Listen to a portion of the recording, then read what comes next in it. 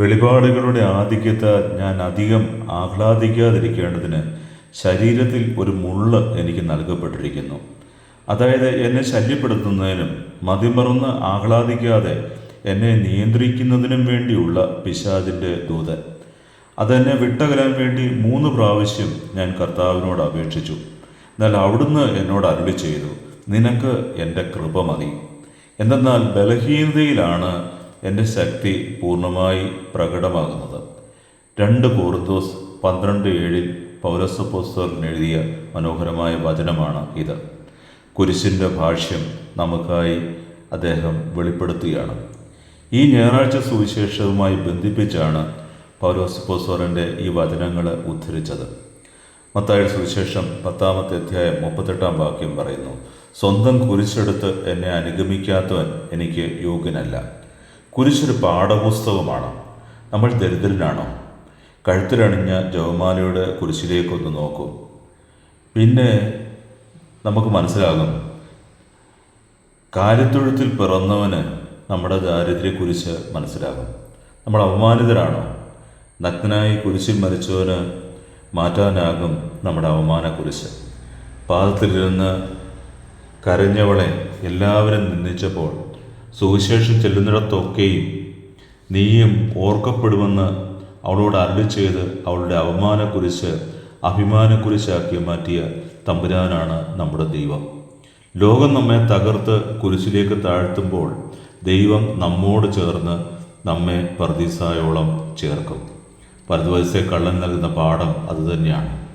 തൻ്റെ കുരിശിനെക്കുറിച്ച് പൗലോസ് അപ്പോസ്തലൻ എഴുതി, വളരെയേറെ ഞാൻ അധ്വാനിച്ചു, വളരെ കൂടുതൽ കാരാഗ്രഹവാസം അനുഭവിച്ചു, എണ്ണമറ്റ വിധം പ്രഹരമേറ്റു, പലതവണ മരണവക്ത്രത്തിലകപ്പെട്ടു. 2 കൊരിന്ത്യർ 11:23 അദ്ദേഹത്തിൻ്റെ വചനങ്ങൾ നമ്മുടെ ചങ്ക് പിളർക്കുന്ന വചനങ്ങളാണ്.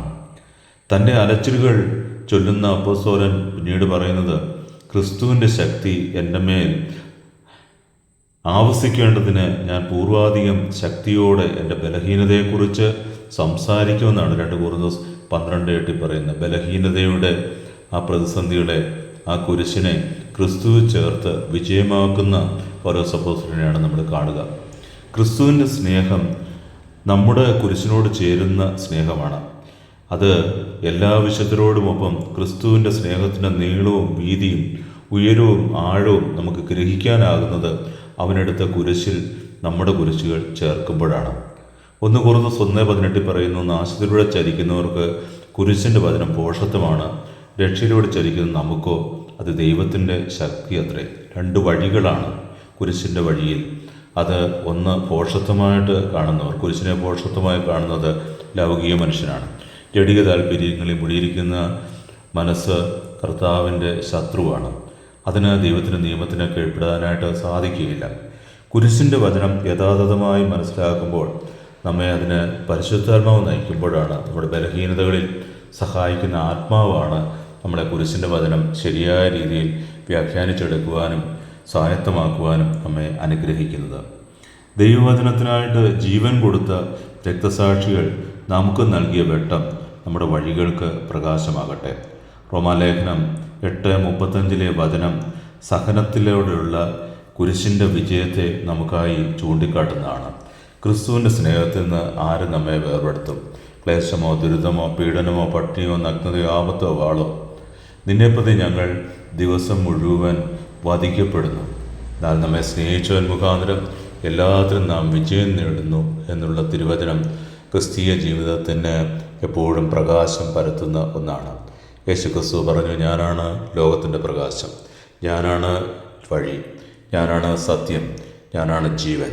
കുരിശിൽ മരിച്ച് 3-ാം നാളിൽ ഉയർത്തെഴുന്നേറ്റവൻ മുറിപ്പാടുകൾ കാട്ടിക്കൊണ്ട് ആശംസിച്ചത് ലോകത്ത് സമാധാനമാണ്.